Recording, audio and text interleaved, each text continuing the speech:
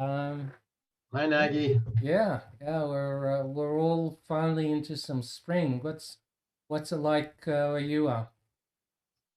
Well, I live in the Chicago area, and yeah, things are opening up a little bit here. Mm, I I've had my second COVID shot, so it allows me to get out of my cage here and get into the real world a little bit. yeah, that's great. And I think the US is rolling it out a lot quicker than it's happening here in Canada. But look forward to the world getting back to some kind of normal.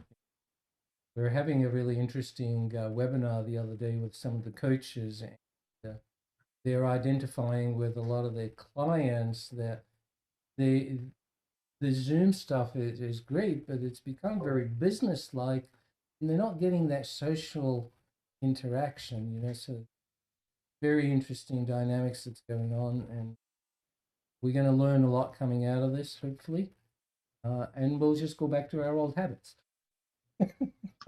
Well, that's what human beings are, creatures of habit.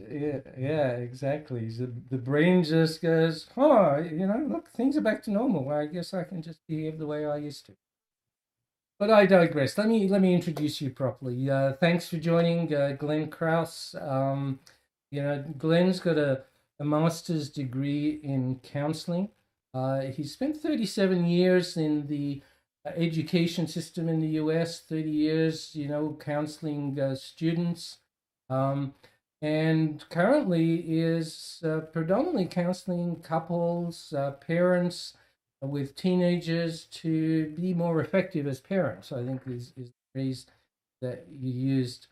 But also there is the, teaching adults, to be less stressed. And I guess whether it's in the workplace or at home, we all get triggered, we get angry, we launch into emotional responses. I think your phrase was how not to react immediately if someone says something that upsets you or bothers you. That's a really powerful thing. The whole world is being triggered at the moment, and that's how wars start. But don't get me down that path. It'll never end today. You're also working with business leaders about the collaborative leadership process, which is also really interesting. I think that's we're saying earlier that's a really results focused kind of approach.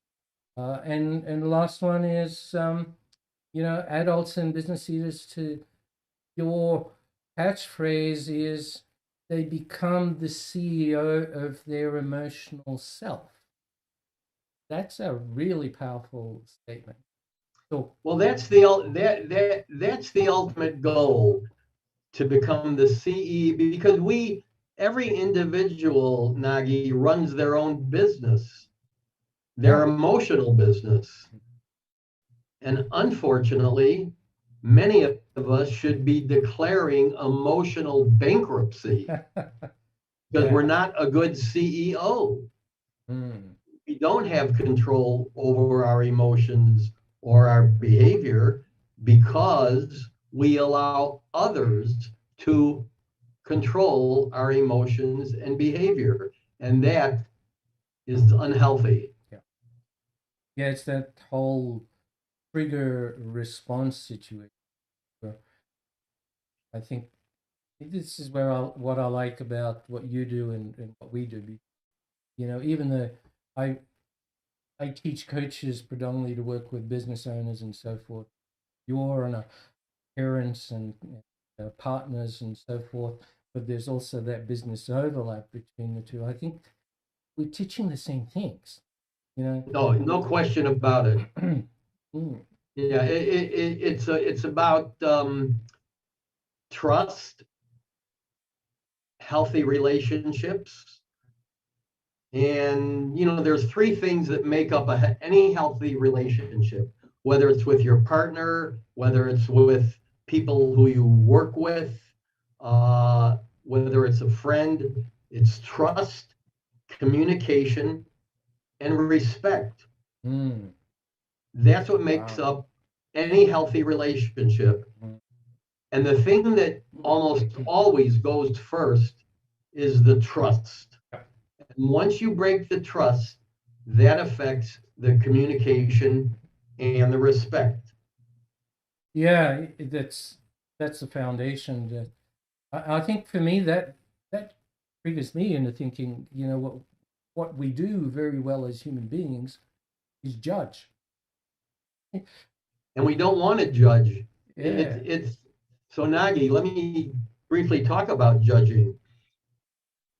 You want to separate judging an individual. You don't want to do that, but you could disagree with what they say. You can disagree with their opinion, but you don't want to attack them individually. Yeah. So those are two different things. It's about respecting differences. You don't have to agree, but if you disagree, you can do that with respect. And do you find that reduces when people learn how to do that? It reduces stress, conflict.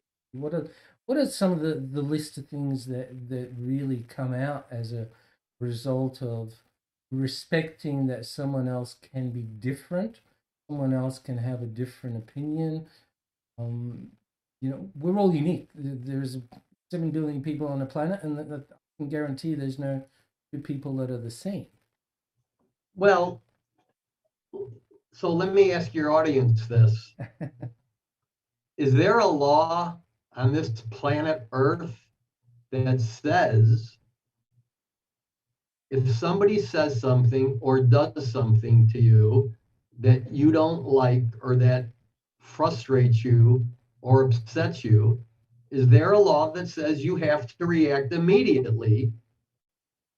There's no law that says that, but that's what we do because it's the fight or flight things. We get defensive, we don't take criticism well. But if you learn, if something upsets you, what if you just say, I don't want to deal with this right now. Can we deal with this in about 30 minutes or 2 hours later? Mm-hmm. When you're more under control and you can deal with it in a more effective manner.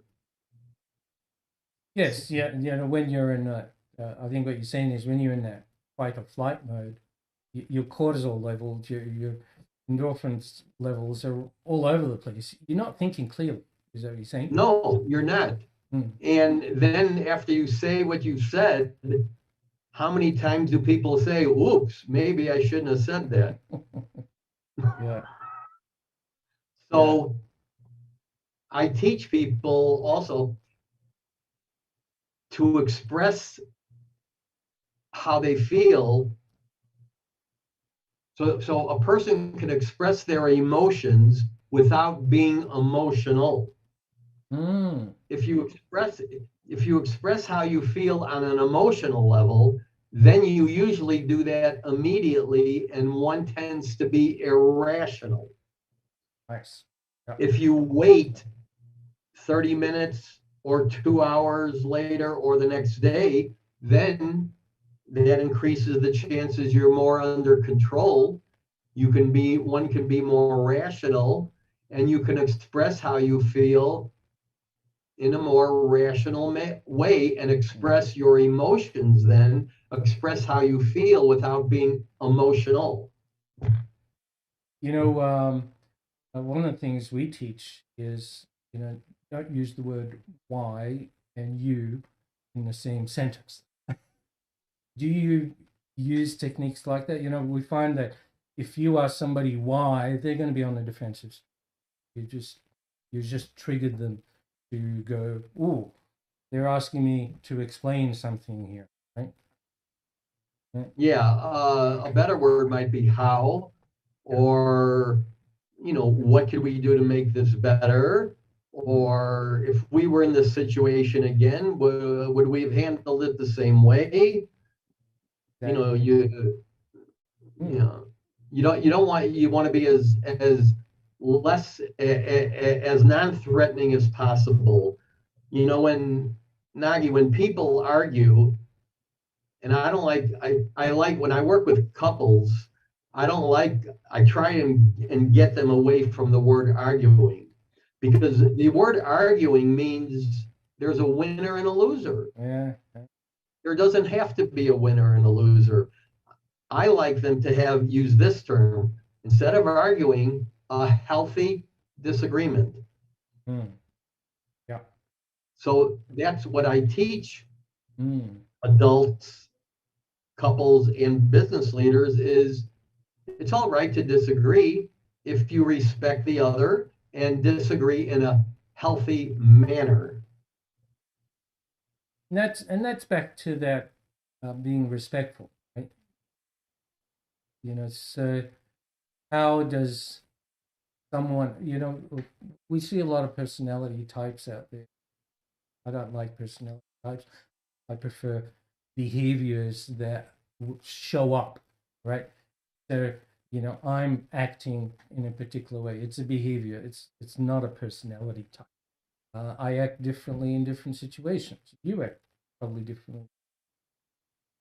So, uh, do they learn what is going on with other people, or do they have to learn what's going on with themselves first? I think I know the answer to Well, that, but I'll it, let you explain it. it it's interesting. When I work with couples, I have a 15 question questionnaire,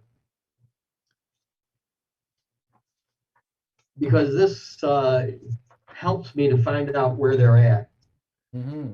So I want to just share one of the questions, and Sure. I'm going to share with you what I have the couples do after about the third session that I'm with them. So one of the session questions I ask them, and this is on a percentage ways, from 0% to 100% with 10% increments. So 0, 10, 20, 30. I ask each partner, again, whether they're married or not, what percentage do you believe you understand your partner's reality?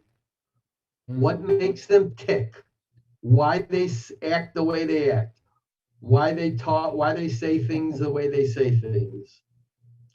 I was just working with a couple right before we met, and I'll share with you what they said. The woman said she understands her boyfriend's reality, only 30%. She understands that. Mm. Only 30%. And Wow. they've been together 2 years. The boyfriend said he understands his girlfriend's reality, only 40%. Now that's a lot. Mm. They've been together 2 years, Mm. but that says they really don't know each other. So So between the let me share with you what I do. After about the third session or fourth session, and this is homework I give the couples, they have to do this when there's nothing else happening. If they have kids, the kids need to be sleeping. No TV, no phone, no iPhones, no Androids, no nothing. oh my God. Yeah, oh, I know. That's a tough one right there. They're each sitting face to face, and they each have a pad of paper and something to write with. I always have the woman start out first because ladies first. And I tell the woman what I want you to do. So I tell them this when I'm on the Zoom with them, and then they do this on their own. So you're going to share with your boyfriend or share with your husband what your reality is, what makes you tick, why you're the person you are. Mm. And their partner just listens, doesn't interrupt, doesn't say anything as my water spills. But doesn't say anything, just listens. Mm-hmm. And if the partner finds anything new about their partner that they didn't know, they write it down. Nice. Yep. When they're so when the woman is through expressing her reality and what makes her tick, then the guy doesn't respond at all, and he shares what his reality is. And she takes notes if she learns something new. That is incredibly powerful. Yeah. Mm. Yeah. And they learn about each other. Yeah, I was doing the math, when you gave those numbers before, out of 200, they score 70, which is really their 35% combined knowledge about each other. They're not even at 50%. So this journey allows them to do that. Do you do that question again later on to see how well they score themselves? That is a great question. And what I do with this questionnaire, because you have to have a checks and balance system. If you're a coach or a counselor, and if there's no checks and balance system, then really what you're doing, you're not helping the people. Mm. So there's two checks and balance systems. One is observationally, so the people who you're working with, they could observe each other or themselves, but we are our own worst observers of ourselves. So if you're dealing with business leaders, then you have to have the people who they lead take an anonymous pre questionnaire. And then after maybe 4 to 8 weeks, they have to take a post questionnaire. Mm-hmm. So what I do with the couples I work with is this 15 questionnaire. After I'm through working with them, which is about 5, 6 weeks, they take this again. Yes. And then they can see Good. how they've grown. Mm. And they all improve because the first time I meet with them, I ask both of them, are you invested 100% into improving your relationship? And if they're not, if one of them isn't, I'm not going to work with them because, and I'm retired, so I don't have to work if I don't have to work. And I don't want to take anybody's money if they're not invested into improving. Yeah, that's great. So it's totally ethical. Yeah. And I know this is controversial, and I don't know if I should have asked you permission to go down this path, but I'm the same way. It's what we were talking about one time or earlier Oh, even. Nagi, excuse me. I love controversy, by the way. I love I might have guessed controversy. that a little bit. Yeah, look, if that was the type of coaching that's being taught today, um, it would have been taking more of a approach of um, what what do you think you should be doing style of approach. The your brain knows, you guys know what's wrong here, as opposed to you've got tools and methods that actually get results. And I think there's so many areas that the new coaching, um, how do I say this without offending too many people? Um, it shows just about anybody how to do the question without any personal buy-in commitment to actually guide them and educate them or give them tools to help them. Do you agree with that? Yeah. What are your thoughts on that? Let's Well, just go there. the It's a great question, and it opens up a whole can of worms, a Pandora's box. Yeah, I don't know how it is in Canada, but in the United States, the coaching industry is not regulated. it's same everywhere. Anybody could become a coach.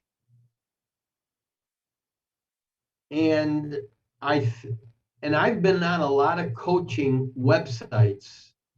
Just now, when I'm not talking about individual coaches. I'm talking about organizations where you can get certified to become a coach. Mhm. And pretty much anybody could become a coach. But I do think the vetting process, because it's a business, Yep. and maybe the vetting process of somebody being able to even enter a program maybe should be there should be more hoops Yeah. to jump. I've been on Yeah. some I've been on some certi- uh, s- coaching certificate organizations, and it's just a simple application. Pay your fee, Wow. and Yeah. that's it. Yeah. And they're Look. going to be a lousy coach. Yeah. I think it's changing. I went through the exercise myself with ICF just to see what the process is, and they do have now a requirement to record a coaching session so that it's reviewed and checked and things like that. But there's still, a lot of coaches out there that go and get their certification.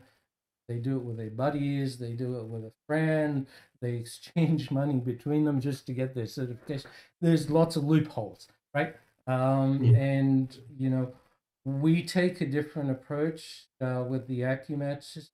We won't certify anybody until they have gone through a demonstration live with one of our master trainers to prove that they know how to interpret and deliver the coaching using the Acumen system. So yeah, I hear what you're saying, and a lot of people bail out and they can't do it because Yeah. it requires listening, it requires asking good questions, it requires digging deep, not just you know touching the surface and moving on, right? So yeah.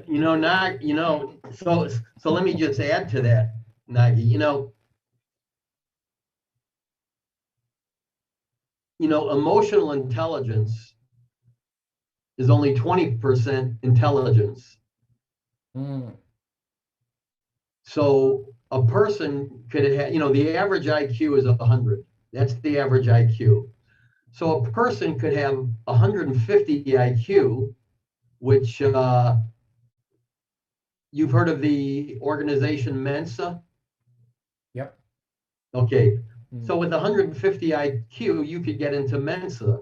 That's for people who are really intelligent, yep. which is different from smart. Mm, You mm-hmm. could have a high IQ, but not be too smart.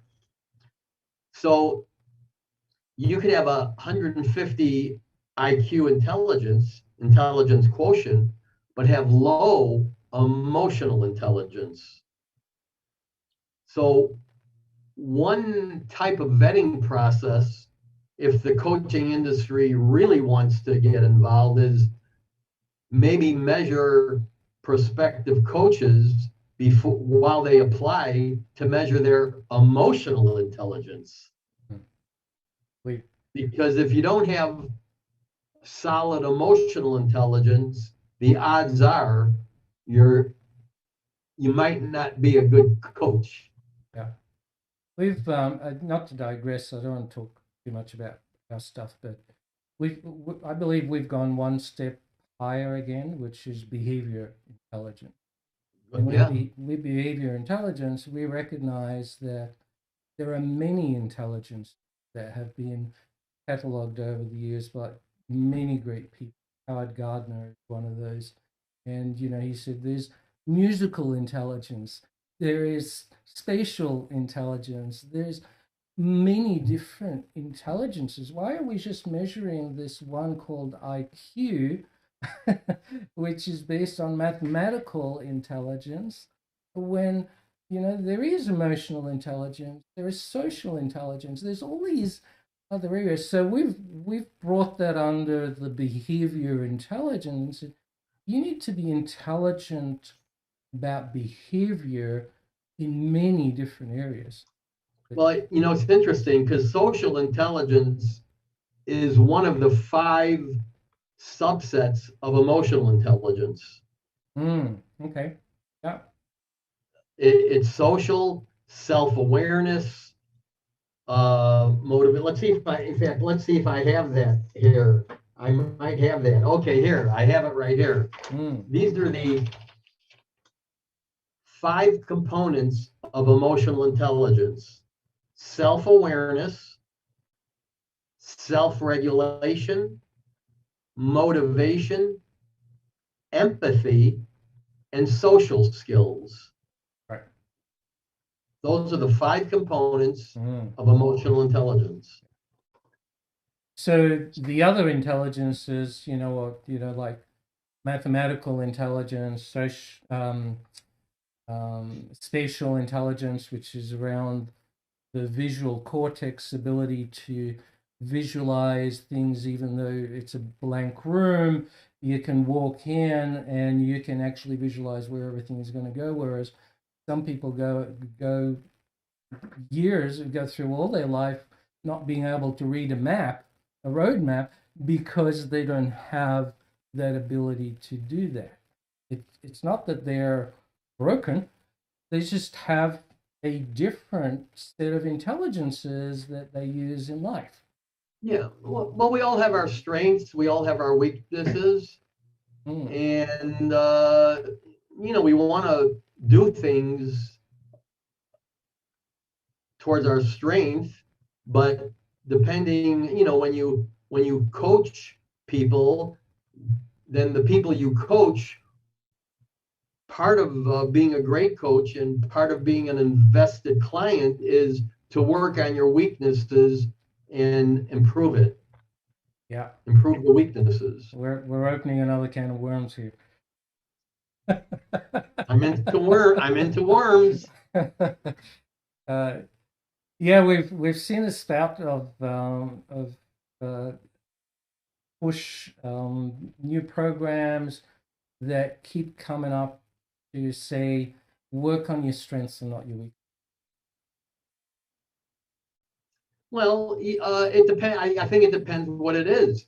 If a coach is working with a couple, a husband and wife, or people that are just living together, the strengths are the strengths. You don't need to work on strengths. You need to work. They need to work on their weaknesses. Yeah. So, see, I'm a results oriented counselor, coach, whatever the word you want to use.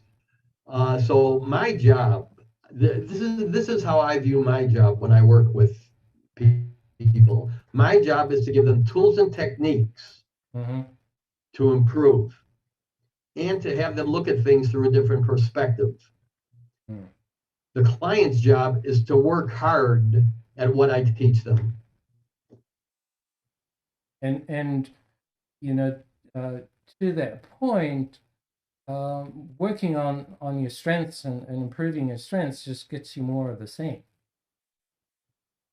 at Yeah, a bigger scale, right? Yeah, we should work on our weaknesses. Yeah, we need to find the blind spots. Especially if it's about getting along with people, getting along with your partner, getting along with your colleagues at work. Yep.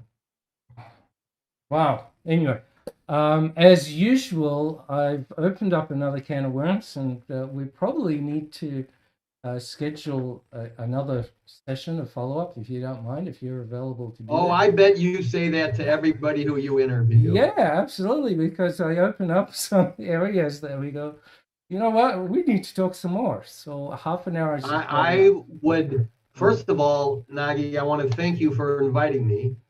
Pleasure. I love doing things like this, Mm. and I would be more than happy to do this again. Thanks, Glenn. I just want to summarize very quickly for people, the key points that we may have touched on. I'm trying to think of them all, but number one, uh, know yourself, know your triggers, and two, don't respond immediately. Take time to respond respectfully, respond in a way that is not emotional. I can't think of the exact word you used, but these are some of the key elements that I think just reduces stress and anxiety and a whole bunch of things immediately when you start doing this. I thank you for those great tips. There was many other things in this session, but I look forward to us doing it again. So thanks, Glenn. Okay, Nagi, thank you very much. You take care, buddy.